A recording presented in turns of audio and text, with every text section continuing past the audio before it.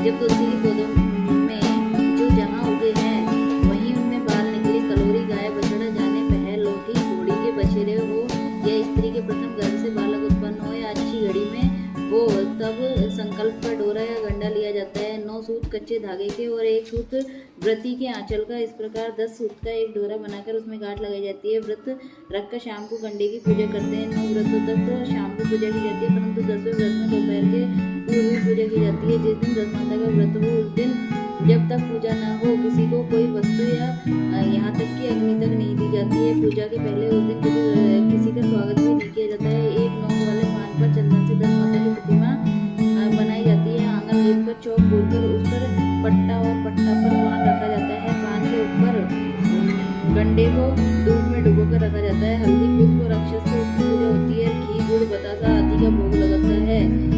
अंत में जाती है। कथा समाप्त करने पर पूजा की सामग्री को गीली मिट्टी में पिंड में रखकर मौन होकर कुआं या तालाब आदि जलाशय में बतराकर तब पारना करती है। पारना करते समय किसी को बोलना नहीं चाहिए। जितना पारना परोसे उसमें से कुछ छोड़ना नहीं है। थाली को धोकर पानी पी ले। 10 माता की कहानी। एक सास बहू थी। बहू का पति विदेश था। एक दिन सास ने बहू से अग्नि लाकर भोजन बनाने को कहा। बहू गाँव में अग्नि लेने गई, पर किसी ने उसे अग्नि नहीं दी। कहा कि 10 माता की पूजा न होएगी तब तक अग्नि नहीं मिलेगी। बहू खाली हाथ लौट आई। सास ने कहा, गाँव में 10 माता की पूजा है, इसलिए कोई अग्नि नहीं देता है। शाम को सास अग्नि लेने गाँव में गई। तब स्त्रियों ने उसे कहा कि सवेरे बहू आई थी, परंतु यहाँ पूजा नहीं हुई थी, इस कारण अग्नि नहीं दे सकी। सास अग्नि लेकर घर के दरवाजे तक पहुंची नहीं तो एक व्यक्ति बछड़ा लिए आया और उसने पीछे ब्याई कलोरी गाय थी। उसने पूछा कि यह गाय क्या बहलोटी ब्याई है? आदमी ने कहा, हाँ बछड़ा है। सास ने बहू से कहा, हम तुम भी कंडे ले और वध करे। दोनों ने कंडे की पूजा की। सास बहू ने 10-10 अर्थात 20 फरे बनाए। 21वां एक बड़ा फरा गाय को दिया। पूजन करने के पश्चात सास बहू दोनों पारना लेकर बैठी। उसी समय गुड़िया के लड़के ने दरवाजे पर आवाज लगाई। सुनकर माँ ने मन में कहा कि मैं पारना कर चुकूंगी, तब किवाड़ खोल दूंगी। बहू ने अपनी थाली का इधर उधर करके झट पानी पीकर उठ खड़ी हुई। जाकर किवाड़ खोले। पति ने पूछा कि माता कहाँ है? स्त्री ने कहा, अभी तो वह अभी पारना कर रही है। पति बोला, इतने दिनों तक न जाने तू कैसी रही। माता लाएगी तब जल पीऊंगा। माता पारना कर अपनी थाली धोकर पीती। तब लड़के के पास आई। माता ने थाली परोसी। बेटा भोजन करने बैठा। हाथ में उसने ग्रास लिया। फरों के टुकड़े जो बहू ने थाली से फेंक दिए उछलकर उसके सामने आने लगे। उसने माँ से पूछा, ये क्या है? माँ बोली, बहू जाने। सुनते ही लड़का आग बबूला हो गया।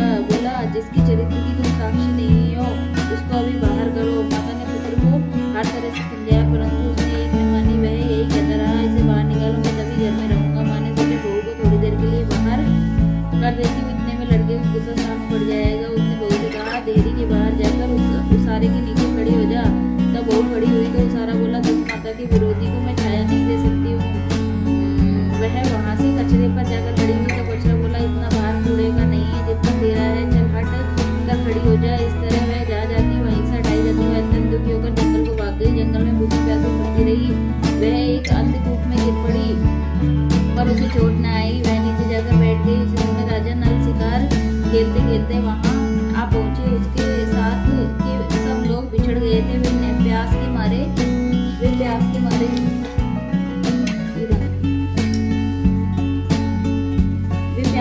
भटकते हुए उसी कुएं पर आए जिसमें बहू गिरी हुई थी। राजा नल के भाई बहू ने उस लोटे को पकड़ लिया।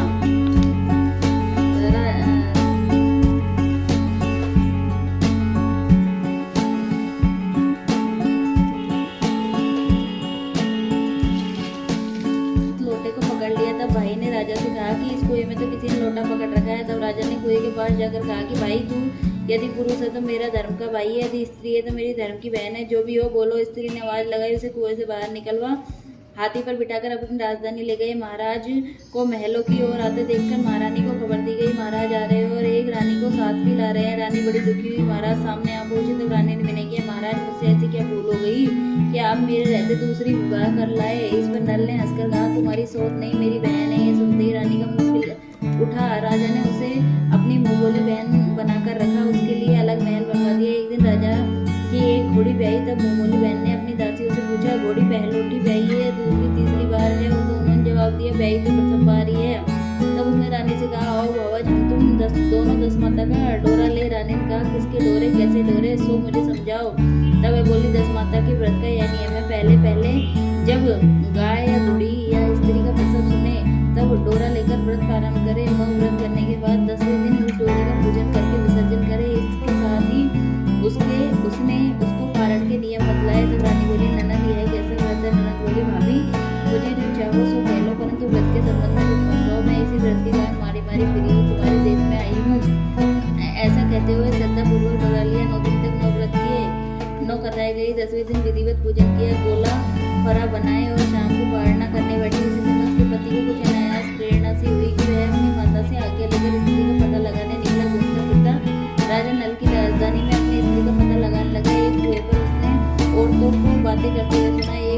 एक राजा हाल में मुंगोली बहन लाए हैं, वो बड़ी सुंदरी है, आजकल उसी का किया हुआ सब होता है। दूसरी बोली, वह जैसी सुंदर है वैसी धर्मात्मा भी है, जो उसके दरवाजे पर जाता है सादर इच्छा भर भिक्षा पाता है। तीसरी बोली, है तो सब ठीक है, परंतु अब तक पता भी नहीं चला है कि वह कौन है। बातें सुनकर वह साधु वेश बनाकर राजा नल की मुंगोली बहन के महल पर के द्वार पर पहुंचा और आवाज लगाई। जो प्रबंध करता उसे भिक्षा देने लगे।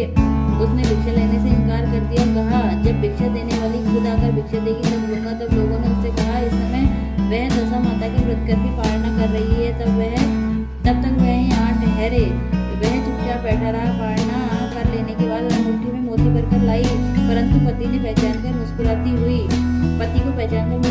लौट गई। दोनों ने एक दूसरे को पहचान लिया। रानी ने नल को मुस्कुराते हुए देखकर कहा, आज इस परदेसी को देखकर हंसी हो, इसका क्या कारण है? उसने उत्तर दिया, वह तो हमारे ही घर वाले हैं। रानी ने राजा से कहा, तुम्हारी मुंगोली बहन के घर वाले आए हैं। राजा ने कहा, उनसे कह दिया जाए कि घर जाकर वहां से अपनी हैसियत से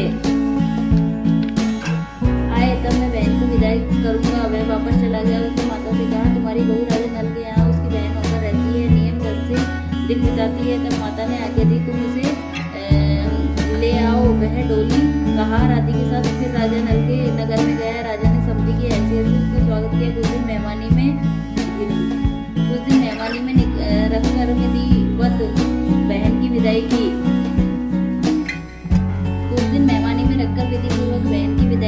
जब वह महल से बाहर निकलकर चलने लगी तो महल भी उसके पीछे पीछे चलने लगा। रानी बोली, ननद जी तुम चलिए, मेरा महल भी ले चली, जरा लौटकर पीछे की ओर देखती आओ। उसने देखा कि राजा का संपूर्ण राजसी वैभव लुप्त हो गया है। वह स्त्री जो अपने पति के साथ जाकर आनंद से रहने लगी, परंतु राजा नल का यह हाल हो गया कि वे दोनों कमली कंत्री ओढ़े फिरने लगे। तब राजा नल बोले, रानी जहाँ राज किया वहाँ इस दशा में नहीं रह सकते, इसलिए यहाँ से जाना ही उचित है। रानी पति के साथ ही राजा रानी दोनों महल से निकल चलते चलते एक गाँव के पास पहुंचे। वहाँ बेर के वृक्ष में अच्छे बेर लगे हुए थे। राजा रानी दोनों भूखे थे, वे बेर गिनने लगे, परंतु बेर लोहे के होते जाते। इसी तरह से राजा व रानी जो वस्तु के हाथ लगाते वही कंकड़ पत्थर इत्यादि होता गया। राजा रानी आगे बढ़े, रास्ते में से एक बनिया मिला। उसने राजा नल को पहचान कर राजा रानी को आटा दिया। वे आटा लेकर एक नदी के किनारे गए। वहाँ रानी भोजन बनाने लगी। राजा स्नान करने गया।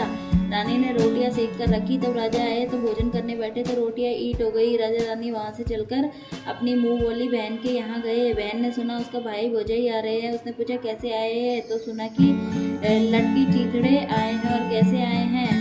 यह सुनकर उसने बड़ी लज्जा आई। उसने उन्हें एक कुमार के यहाँ ठहरा दिया। शाम को थाल सजाकर बहन खुद भावत से मिलने आई। उसके सामने थाल रखा और भावत ने कहा, इस थाल में जो कुछ भी हो कुमार के चक्के नीचे रख दो और चली जाओ। वह थाल का सामान चक्के के नीचे रखकर चली गई। थोड़ी देर में राजा ने रानी से पूछा, बहन आई थी? रानी ने कहा, आई तो थी पर जो कुछ लाई थी मैंने इसी चक्के के नीचे रख दिया है। राजा ने देखा कंकड़ पत्थर के सिवा और कुछ भी नहीं था। राजा समझ गया है कि वह सब कुदशा है। वे चलकर अपने मित्र के यहाँ गए। मित्र ने सुना उनके मित्र नल आए हैं। उसने पूछा, कैसे आए हैं? इन लोगों ने कहा, कपड़ी ओढ़े कतरी बिछावे मांग कर खाना खावे ऐसे आए हैं। मित्र ने दुखी होकर कहा, कोई हानि नहीं, जैसे आए आखिर मित्र है उनको महलों में ले आओ। मित्र ने बड़े आदर भाव से उनका स्वागत किया, भोजन कराया। एक कमरे में उनके सोने के लिए पलंग बिछवा दिए। उस कमरे में खूंटी पर 9 लाख का हार टंगा हुआ था। आधी रात के समय राजा सो गए। रानी ने देखा कि हार वाली खूंटी के पास वाली दीवार में एक मोर का चित्र बना हुआ है। वह हार को धीरे धीरे निकल रहा है। रानी ने राजा को जगाकर यह दृश्य दिखाया। तब राजा ने कहा, यहाँ से चुपचाप भाग चलना चाहिए, नहीं तो सवेरे चोरी का कलंक लग जाएगा। राजा रानी दोनों रात में उठकर भाग चले गए। एक अन्य राजा की राजधानी में पहुंचे। वहाँ सदाव्रत दिया जाता था। राजा रानी भी गए। उस समय सदाव्रत बंद हो चुका था। वहाँ के अधिकारियों ने कहा, वह लोग न जाने कहाँ से अब आगे आए हैं, मुट्ठी जने दे दो। इस प्रकार अनादर और कुवाच सहित दान लेना है। स्वीकार करते हुए राजा रानी बोले कि ऐसी कंजूसी है तो सदाव्रत देने का नाम क्यों करते हो? इस पर दानाध्यक्ष ने कहा, राजा को कंजूस कहते हो, इनको हवालात में बंद कर दो। इस तरह राजा रानी दोनों को कोठरी में बंद कर दिया। जिस कोठरी में राजा रानी कहते उसी के सामने से आम रास्ता था। एक मेहतरानी राजा की गुड़साल को पार हो उसी रास्ते से निकला करती थी। एक दिन वह बहुत देर से निकली। तब रानी ने पूछा कि आज तुम इतनी देर से कहाँ लगा आई? वह बोली, आज राजा की घोड़ी पहली बार ब्याई है। रानी ने कहा, क्या बछेरा हुआ है? बछड़ी? उसने जवाब दिया, बछेरा हुआ है, अच्छी साइज में हुआ है। तब रानी ने राजा से कहा,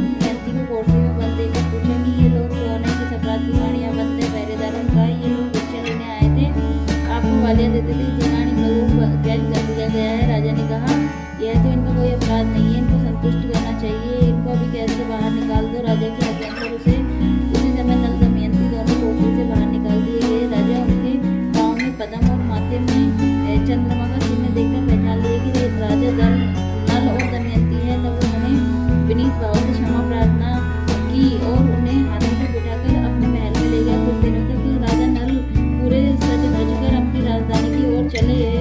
पहले वे अपने मित्र के यहाँ गए। मित्र ने राजा नल की आने की खबर सुनी। मित्र कैसे आए हैं? लोगों ने कहा, अपनी बार तो बड़े ठाट बाट से आए। मित्र ने कहा, अच्छी बात है, आने तो आखिर मित्र है। राजा रानी दोनों मित्र के महल में गए। उन्होंने उनका स्वागत करके उसी स्थान में फिर से उनका डोरा दिया जहाँ वे पहले ठहरे थे।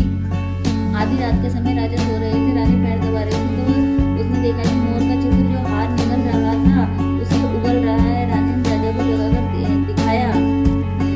राजा ने अपने मित्र को बुलाकर वह चरित्र दिखाया। तब मित्र बोला कि मैंने ना तुमको चोरी लगाई थी, ना अब लगाता हूँ। सब कुदशा का कारण है। आप निश्चय रखिए, मेरे मन में कोई मैल नहीं है। मित्र के यहाँ से चलकर राजा मुंह बोली बहन के यहाँ गए।